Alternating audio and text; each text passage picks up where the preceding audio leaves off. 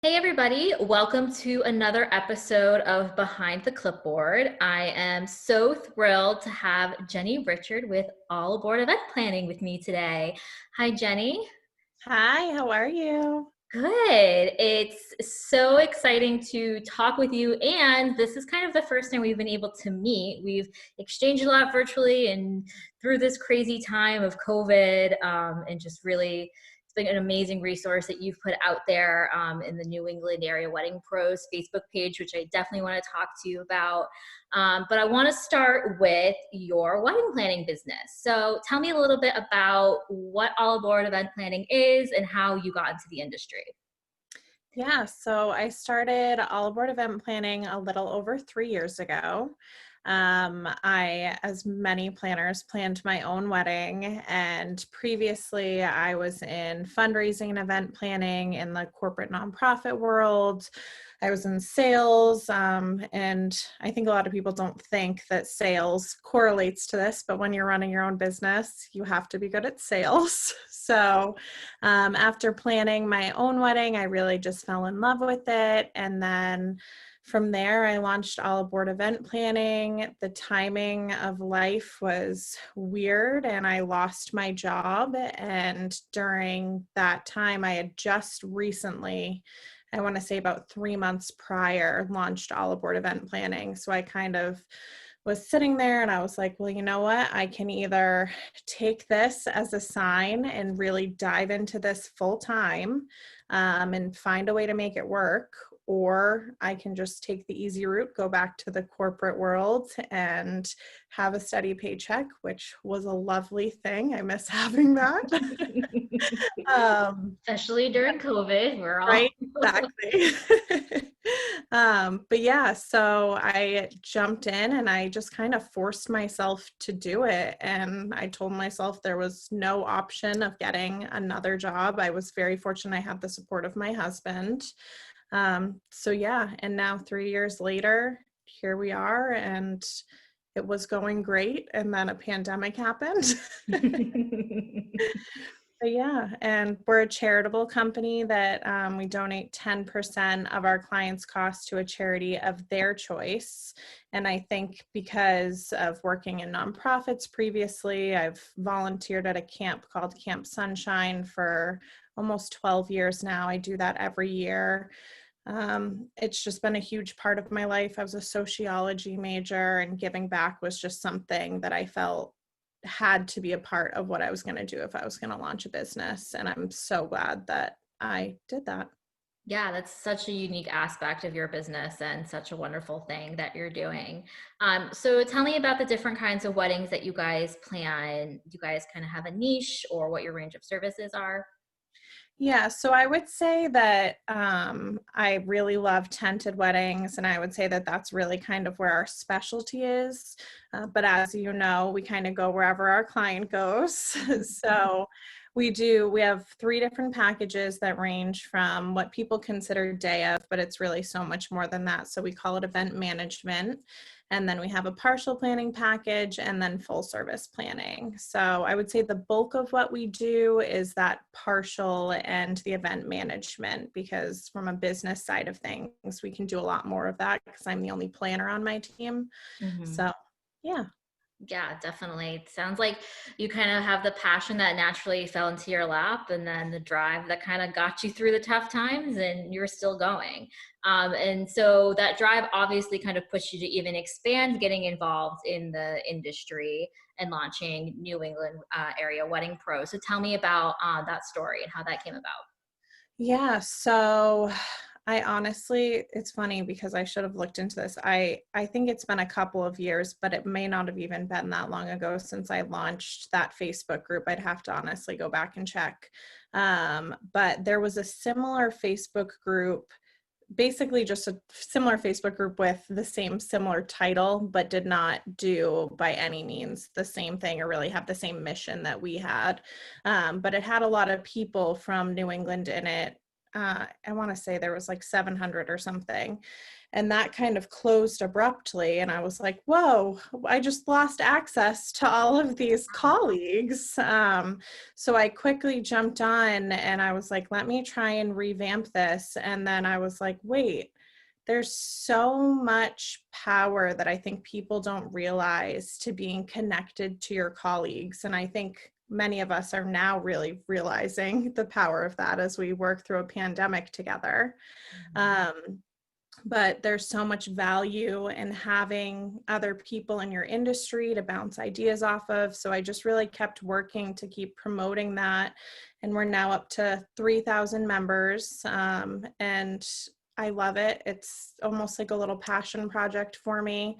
I love connecting people. I love supporting people. And I think a lot of people assume that if you're a wedding planner, you hate other wedding planners. And that is, as you know, the farthest thing from the truth. I could have not survived this pandemic without my colleagues that are wedding planners.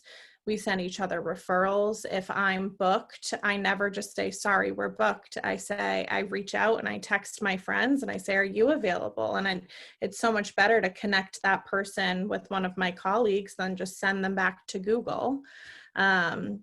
And really just navigating these times together. I think my clients have really appreciated knowing that I'm not just coming up with these solutions on my own. I'm working with my colleagues to figure out the best way to navigate a global pandemic and your wedding.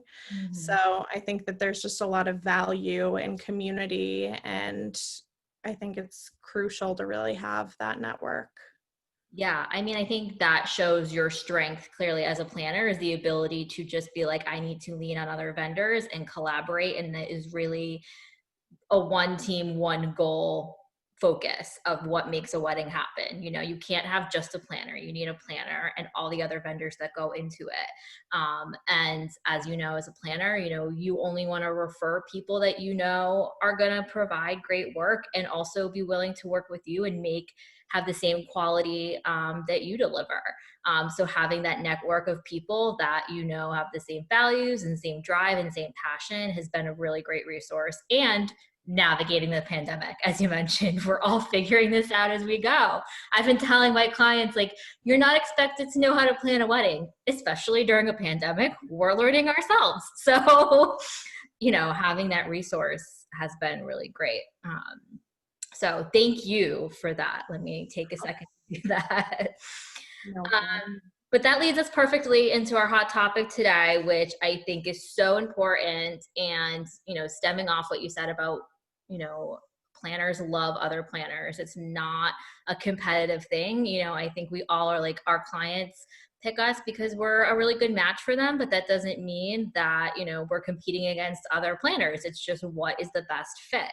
And being able to work with other vendors, being able to refer and kind of have that community feeling is really important, especially when bringing a wedding to life. So the importance of being able to kind of put all the pieces together. And I know you mentioned you do a lot of tented and backyard weddings, which just brings it to a whole other extreme because you're building a venue from scratch. That is the even bigger puzzle.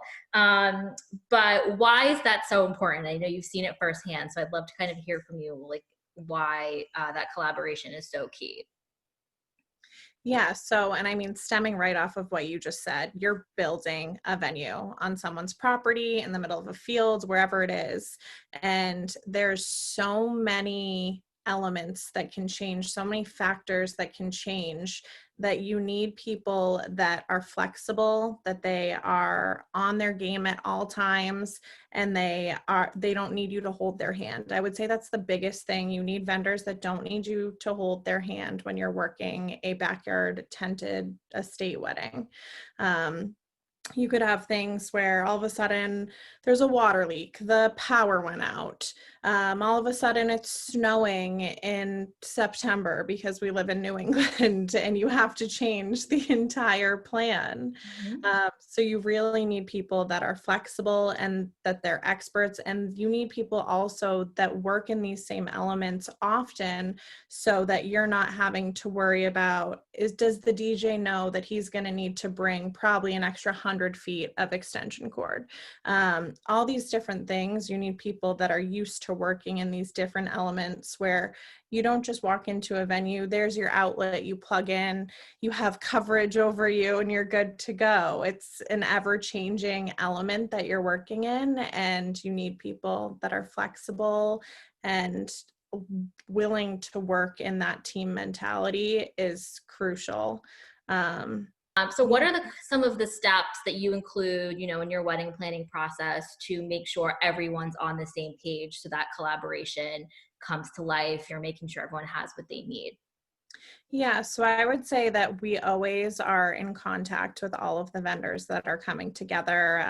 And it's funny that we're talking about working in a team mentality, because especially when I'm working with a new vendor, say in the sense that we were brought on for event management and I didn't hand select the vendors, I always reach out in my first email and I'm like, we love working as a team. Like, we are here to support you in your role. Please let us know what we can do to support you.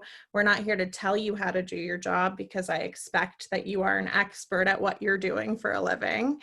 Mhm. And I think that quite often people think that wedding planners are the enemy, and that we're just going to come in and just boss everybody around in this negative way, when, at least for us and all of my colleagues that I know, that's not how we operate. We really want everybody to come together as a team. So I start out by reaching out to them, introducing myself, letting them know that we're here. We want to help you and support you in your role. Then we get on a phone call with them. We always go over the timeline, make sure that it works for them, see if there's anywhere that they need extra time, whether it's setup, whether it's transitioning people, whatever that is, making sure that they feel like we're setting them up for success and executing their role. Yeah. I sound like a broken record, but I'm going to say it again. One team, one goal, right? We're all here Exactly. to make it a great day. If it's a great day for everyone, it's a great day for us afterwards, and everything, that comes with after that, with supporting vendors through reviews and photos and everything. Everyone wants it to be a great day and to deliver on all of our promises. That is so key. So I love to wrap up with something we learned the hard way, especially as planners. I know, and working in tented and backyard weddings, we incorporate all different kinds of obstacles that get thrown our way, and it's a learning curve, but that's kind of part of the job.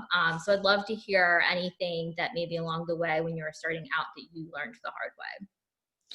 Yeah, so I would say one thing is to never work an event without walkie-talkies, because many places there's not cell phone reception. Mhm. The first wedding that I ever did with my business, the ceremony location was different than the reception location. So my colleague who was with me that day, she was at the reception site, I was at the ceremony site, and there was no cell phone service. We were about 10 minutes away from each other, and I had no way to get in contact with her.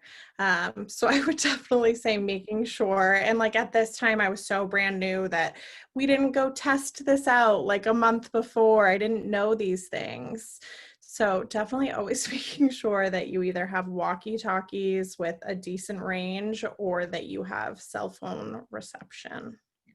Yes, that is very key. I think it's something that you can clearly learn the hard way, because at these days you think there's just cell reception everywhere, especially wherever you're having a wedding. But in these make your own venues, when you're in a field or in a barn somewhere, that may not be the case.